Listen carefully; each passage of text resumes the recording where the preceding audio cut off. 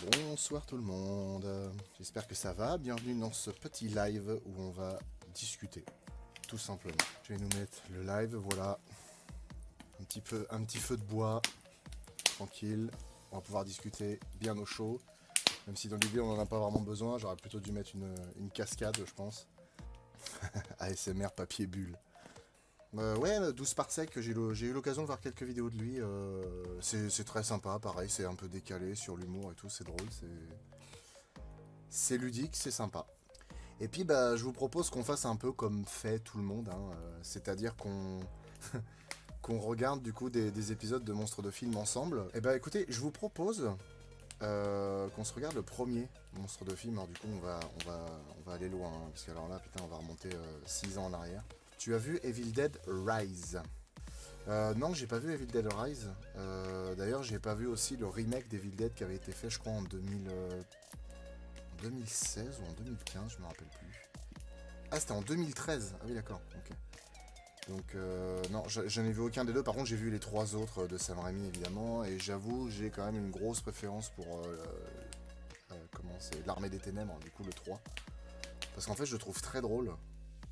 C'est vraiment pour les curseurs du délire, ils l'ont poussé à fond.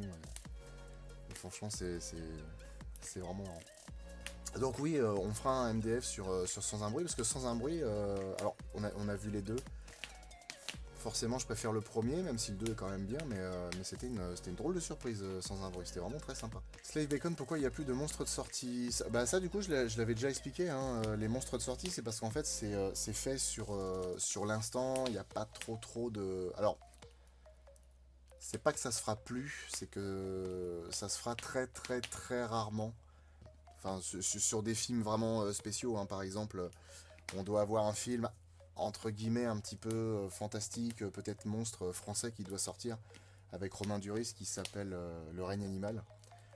Peut-être qu'on fera un monstre de film, un monstre de sortie dessus parce que du coup, si ça peut aider le film à faire un peu d'entrée, si on le trouve bien évidemment, ce qui risque d'être un peu compliqué. On prend pas, enfin, il n'y a pas assez de recul, il y a pas assez de recul, c'est trop immédiat et puis en plus tout le monde fait ça.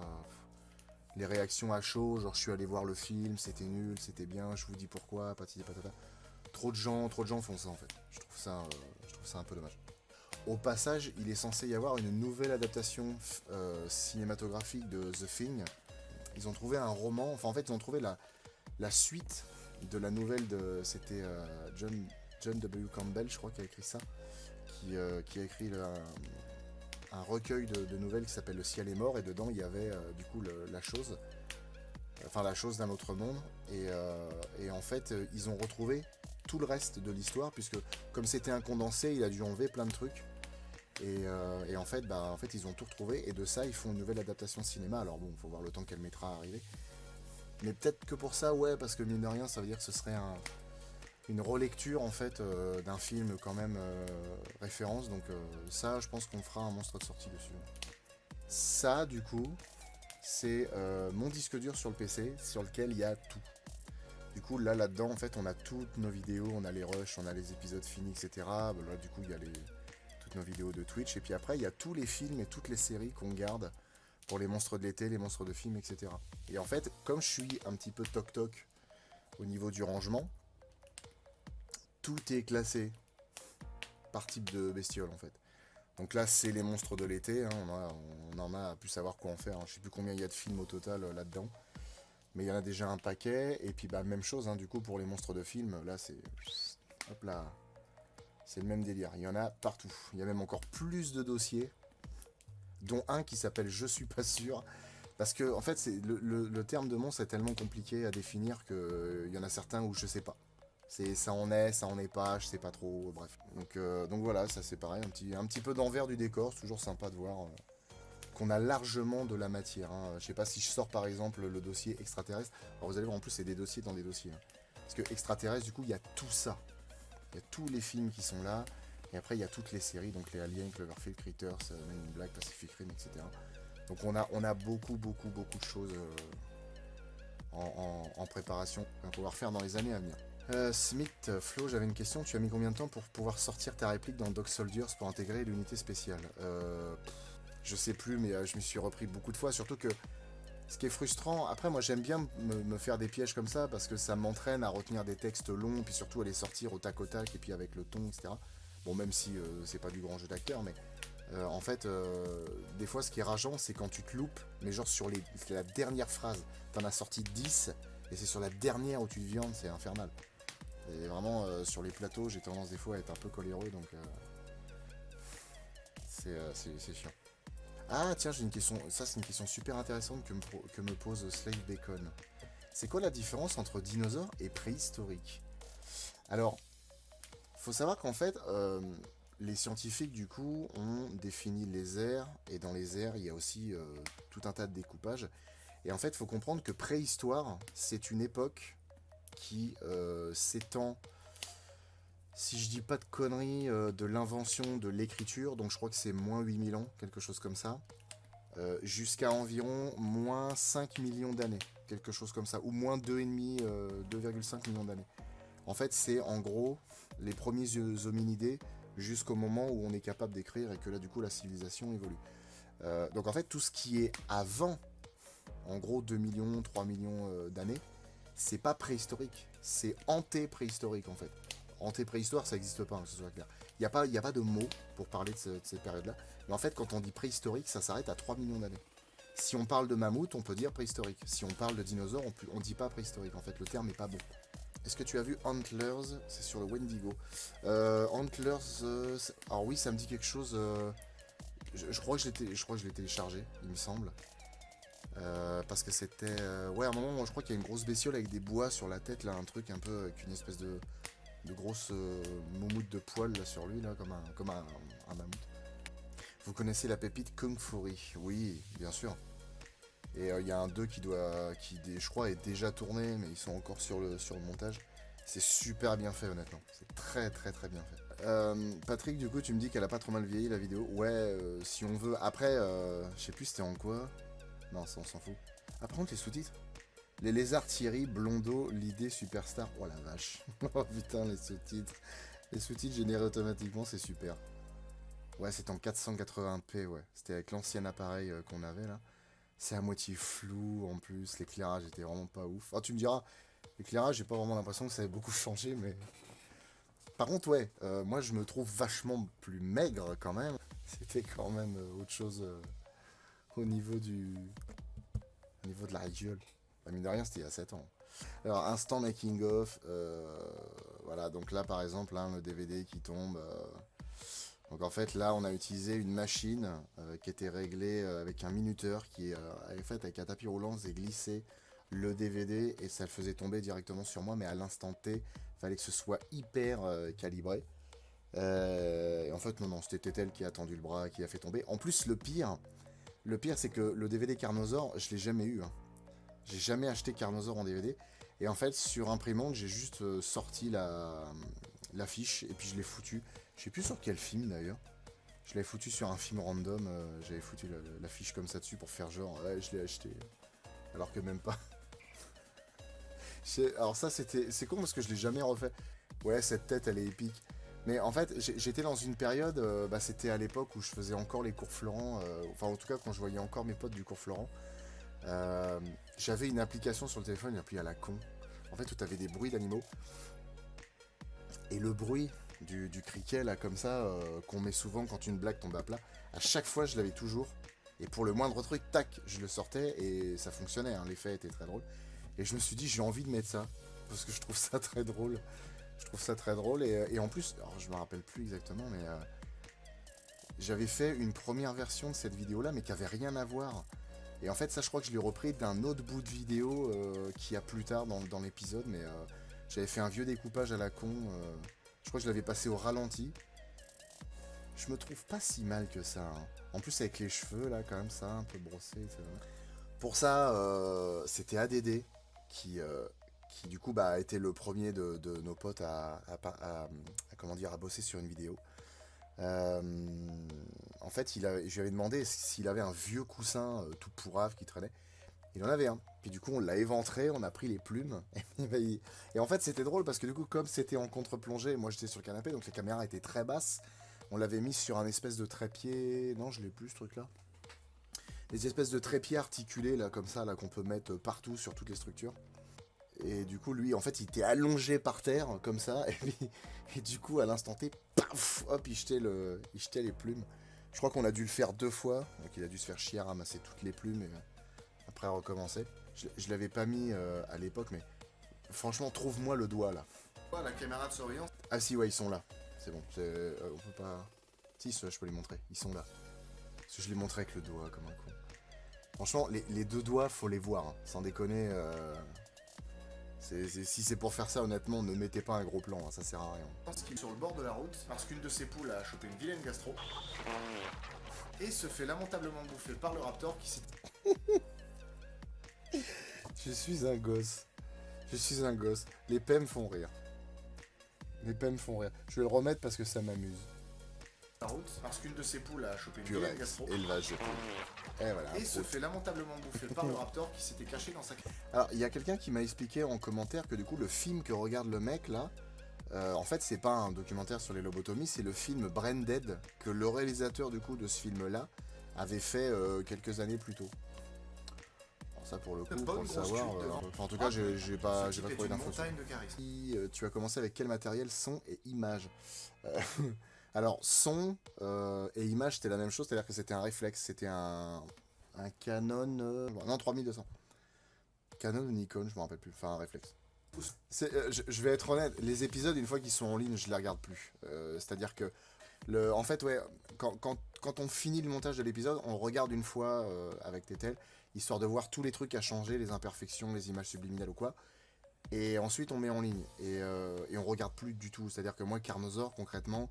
je l'ai pas revu depuis au moins 7 ans. 6-7 ans, facilement.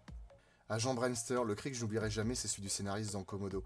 Ouais, non, c'est dans l'île des Komodo. Quand je fais le oh comme ça, ouais. Bah, ça aussi, ouais, les monstres de l'été, faudra qu'on les regarde.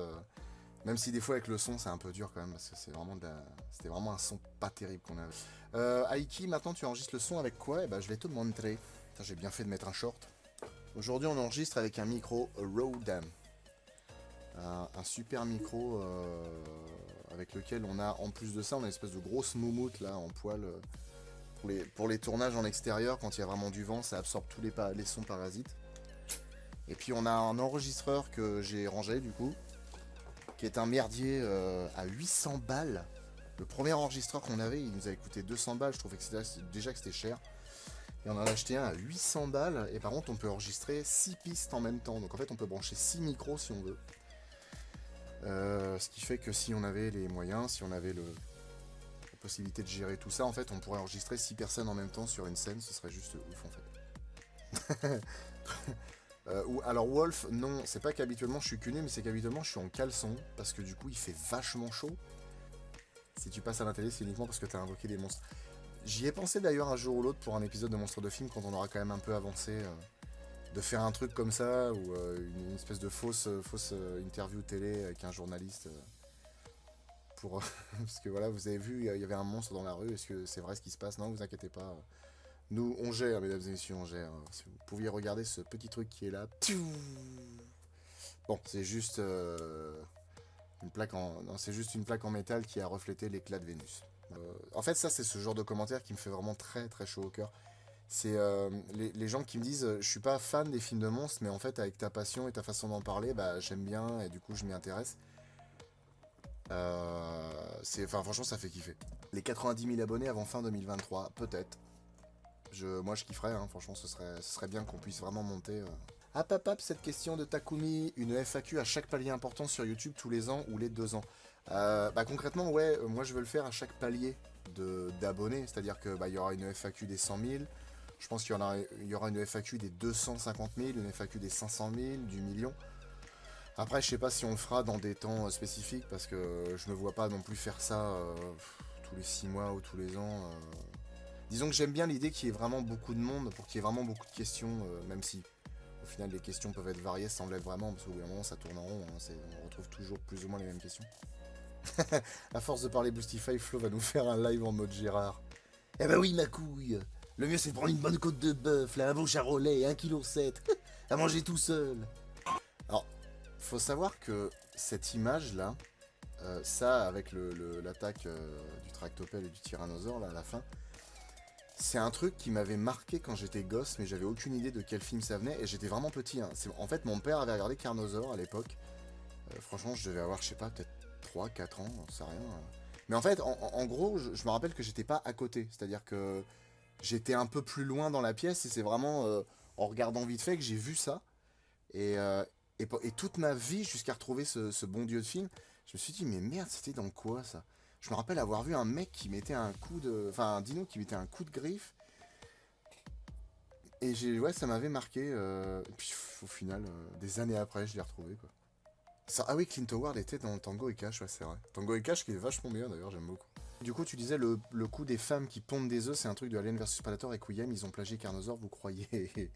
Non, parce que bon, avec les aliens, c'est quand même assez fastoche d'avoir un truc qui sort du bide. Hein. C'est même surtout Carnosaur qui a plagié Alien. Hein, ça picole. Non, ça pique le vrai alcool. Alors, du coup, c'en était, mais en fait, vraiment, hein. Enfin, oh putain. Oh, la tête d'ADD derrière, est terrible. Alors, c'était vraiment une bouteille de rhum. Et c'était vraiment un whisky. Alors du coup ça c'était de la piquette que j'achetais à l'époque pour les gens pour les mecs qui aiment bien boire whisky coca et puis pour ceux qui ont envie de prendre du rhum, du torboyau. Et en fait ce que je faisais c'est qu'en fait je fermais la bouche et je mettais juste comme ça sur les lèvres. Le problème c'est que bah à force de le faire petit à petit il y en avait un peu sur les lèvres. Donc à passer la langue et tout au bout de 10 prises, bah, c'est comme si j'avais bu un petit verre quoi. Donc alors j'étais pas bourré évidemment. Certain entraînement. Étant normand, hein, j'ai quand même un peu d'entraînement, mais pour le coup, ouais, en fait, on a toujours fait ça avec du vrai, parce qu'en fait, on a tellement d'alcool à la maison que à quoi bon prendre un truc avec de l'eau teintée, voilà, bon bref. Mais maintenant, je pense qu'il va falloir qu'on mette le truc, l'abus d'alcool est dangereux pour la santé. Ils sont tellement cons maintenant avec les règles à gauche et à droite que bref. Par contre, un souci, le souci du détail, parce que j'adore observer les gens qui sont vraiment fins bourrés, mais alors un truc de ouf. Ce que j'aime, en fait, c'est la remontée acide. Quand on est vraiment torché.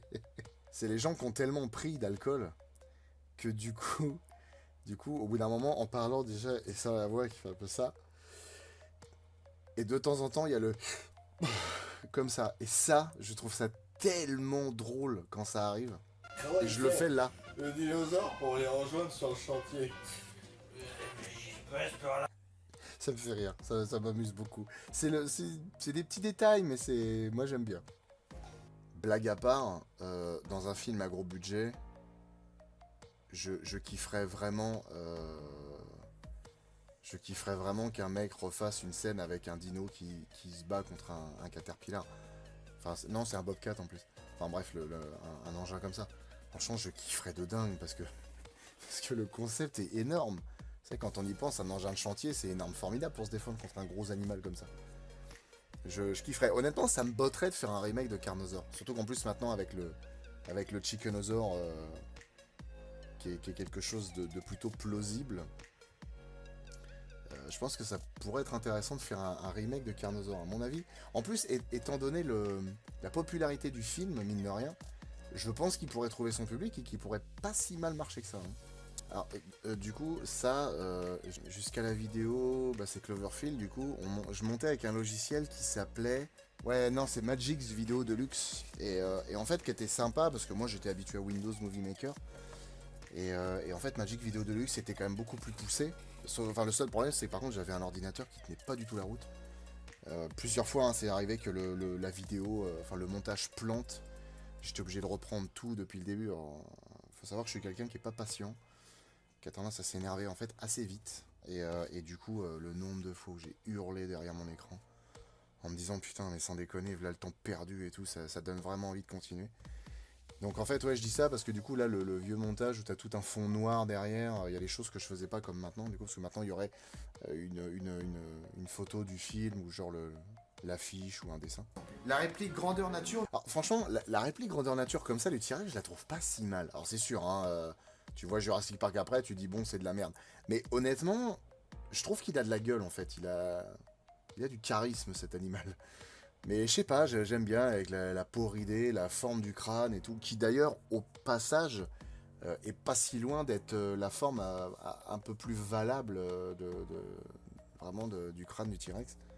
Bon, celle de Jurassic Park est en soi pas mauvaise, mais c'est pas une si mauvaise représentation, quoi. Bon, par contre, il est raide comme un piquet, le machin. Ce serait cool que tu t'attaques à l'île du Docteur Moreau. Ouais, clairement. Surtout que, alors, je connais bien évidemment l'histoire de l'île du Docteur Moreau, mais j'ai jamais vu une seule adaptation. Et j'ai eu l'occasion d'acheter en Blu-ray celle avec Val Kilmer et comment qui s'appelait déjà le parrain, Marlon Brando. Voilà. Donc à l'occasion, il faudra que je regarde ça, parce qu'en plus tous les effets de maquillage sont de Stan Winston, donc... Les dinos de 1 million d'années avant Jésus-Christ sont mieux faits et ils utilisent de la top motion, c'est vrai. C'est vrai. Moi, 1 million d'années avant Jésus-Christ est un film que j'aime beaucoup.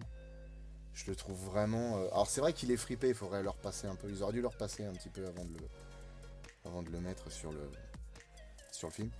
T-Rex de Carnosaure ou Spinosaure de Jurassic Park 3? Non, Spinosaure de Jurassic Park 3. À force de voir des nanars, les yeux s'habituent. C'est vrai, mais honnêtement, on est en 93 avec 1 million de dollars.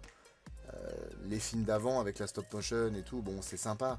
Mais je veux dire, un truc grandeur nature, en fait, mine de rien, c'est fou quand même, parce que pour l'époque, avoir fait un animatronique de cette taille-là, sans compter Jurassic Park, c'était quand même pas mal, hein. C'était une prouesse qui était pas vilaine, hein. Donc Carnosaur a ma sympathie au final. J'aurais presque envie de faire un remake de l'épisode, en changeant un peu mon avis dessus, parce que il y a quand même des choses pour lesquelles faut lui rendre un peu grâce. C'est un film à la con, je veux dire, c'est moche, c'est pas bien fait, mais honnêtement, pour l'époque et pour ce qu'il y a, c'est pas si mal. En fait, c'est-à-dire qu'il y a le passage charnière. C'est-à-dire que la veille de la sortie de Jurassic Park, on aurait pu dire, franchement, c'est pas si mal. Après Jurassic Park, non, c'est de la merde. Le fond vert, franchement, le fond vert est dégueulasse. Il y a des marques partout, on voit à travers nous. Nous sommes transparents. C'est où qu'on voit là? Ouais, là, ici, là, on voit le bout de mur. Ah putain. En fait, ce plan-là, on l'avait éclairé. Je sais pas s'il y en a parmi vous qui ont déjà eu ça, mais en fait, c'est une lampe comme ça à un pied. Et à mi-hauteur, en fait, il y a un espèce de bras articulé avec une autre petite lampe. Et on a éclairé avec ça. Je crois qu'on a éclairé comme ça pendant 2-3 épisodes. Puis après, j'ai acheté des lampes. C'était pas possible. Avec ce générique qui va à l'envers, je sais pas pourquoi ça me perturbe, ça fait vraiment bizarre, on dirait que j'ai rembobiné le truc. Mais par contre, l'anecdote comme quoi ils ont fait appel à un paléontologue qui du coup est arrivé une fois que c'était fini. Je me rappelle l'avoir vu sur un site internet. En plus c'était un site internet en anglais, j'avais fait une traduction et tout. J'ai jamais été capable de retrouver l'information. Ce qui fait qu'en fait aujourd'hui je sais pas tout à fait si elle est vraie ou pas. Mais normalement oui, parce que j'avais trouvé ça sur internet, je me rappelle. Mais incapable de retrouver le site. Et d'ailleurs, puisqu'on en parle... Alors ça c'est un truc que je savais pas du tout. Quand j'ai fait la recherche, je suis tombé complètement sur le cul. C'est que je savais pas du tout que Laura Dern était la fille de Diane Lane. Et je me suis dit putain mais... Enfin de toute façon c'est pour ça qu'il y a eu le sketch après. Mais sur le moment je me suis dit waouh, tu vois pas l'ambiance toi? L'autre elle joue dans un vieux navet, parce que bon elle a quand même eu une carrière avant, elle a fait pas mal de films sympas, Diane Lane, et je me dis putain mais l'autre elle fait un vieux nanar à la con, et encore parce que pour reprendre ce que j'ai dit avant, ça se trouve, elle a dû dire à sa fille écoute tu te rends compte ma puce, attends, je suis en train de jouer dans un film, là le truc, il y a des dinosaures, j'ai vu, hein, ils ont fait un grand tyrannosaure de 5 mètres de haut et tout. Bon, il y a juste la tête qui bouge un peu. Mais franchement, il est pas mal, hein. Tiens, bah viens maman, viens sur mon tournage, tu vas voir, on a aussi un T-Rex. Ah oui, d'accord. Ah oui, c'est pas tout à fait le même, ouais, effectivement, ouais. Tu veux voir aussi les raptors? Ah oui, nous aussi, on a un raptor, effectivement. Ah oui, vous en avez fait 2 ou 3 quand même. Ah oui, puis en plus, il y a des gens... Ah oui, ah ouais, non, c'est pas pareil. Et le dilophosaure, tu veux voir aussi? Le quoi? Ah la vache, il y a encore ce... Ah oui. Et la tête du brachiosaure. Oh putain, il y a... Oh là, et ça, le gros machin par terre, c'est un triceratops. Ah, dis donc. Ah oui, bah non, nous, on a 2 marionnettes, nous, c'est tout. Et on a des trucs en miniature qui sont... Bon, je te parle plus. Je te déshérite. Ça devait être assez curieux. Je joue dans une production ambitieuse qui s'appelle Carnosaur. Cette perruque me va bien. L'histoire, c'est des dinosaures recréés à... J'adore les Y a-t-il un flic et Leslie Nielsen, j'adore. On fera au fur et à mesure des épisodes de Monstres de Film, on fera comme ça des petites références à des scènes, c'est-à-dire en incluant des monstres On fera des clins d'œil à certaines scènes de films comme ça que j'aime bien, qui sont pas des films de monstres, mais qui sont des films conventionnels. Enfin, conventionnels. Qui sont des films d'autres genres, et notamment les Y a-t-il un flic avec le générique où la voiture va partout, où on voit le gyrophare comme ça là.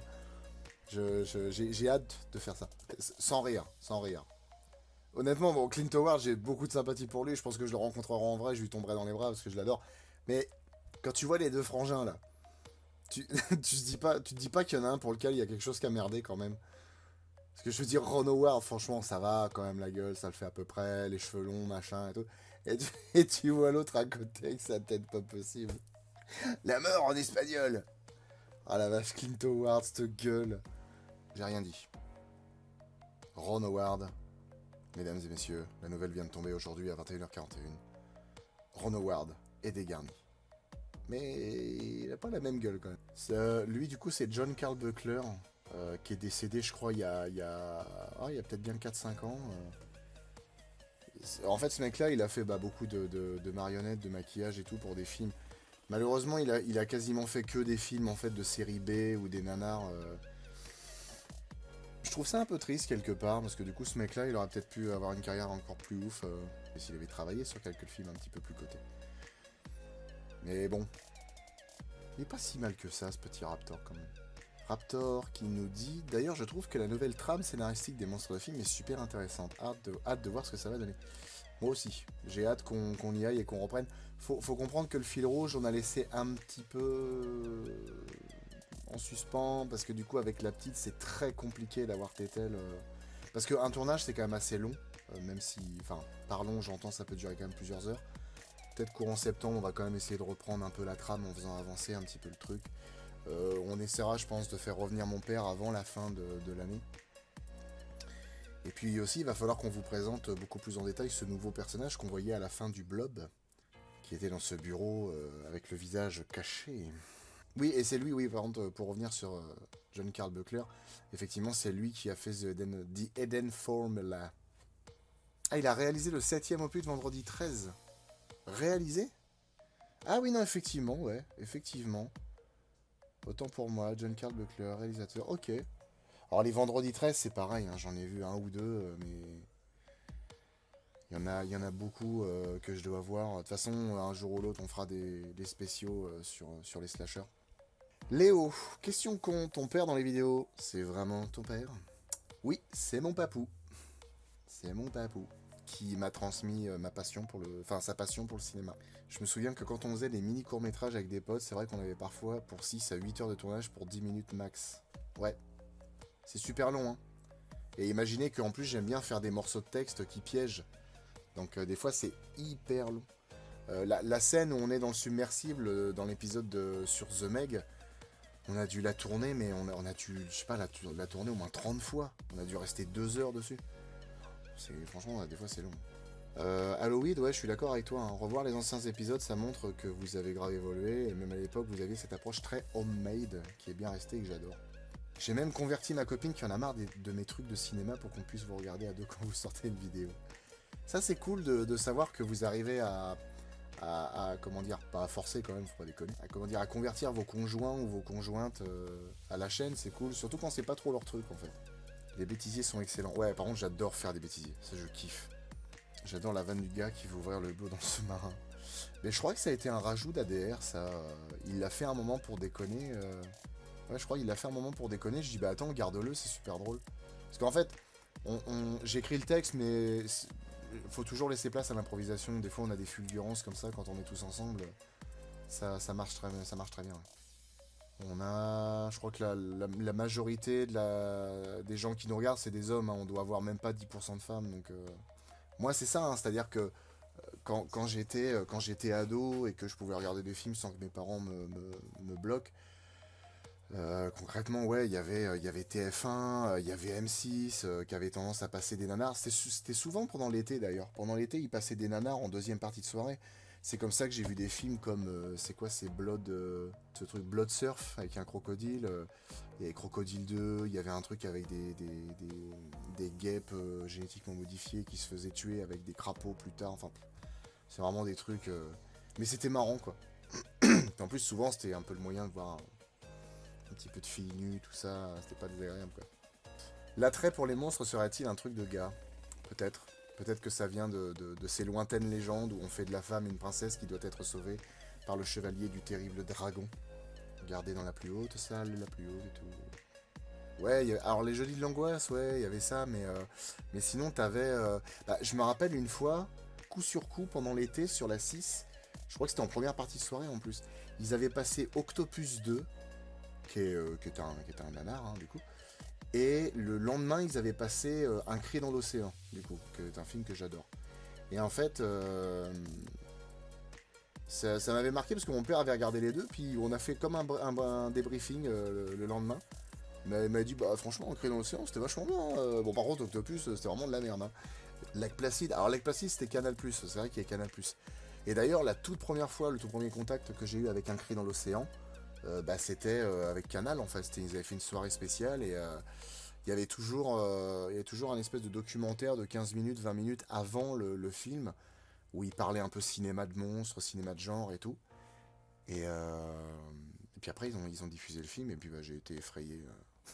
J'ai été effrayé, je devais avoir... Un cri dans l'océan, c'est sorti en 98, donc il est passé sur Canal un an après, ça devait être en 99.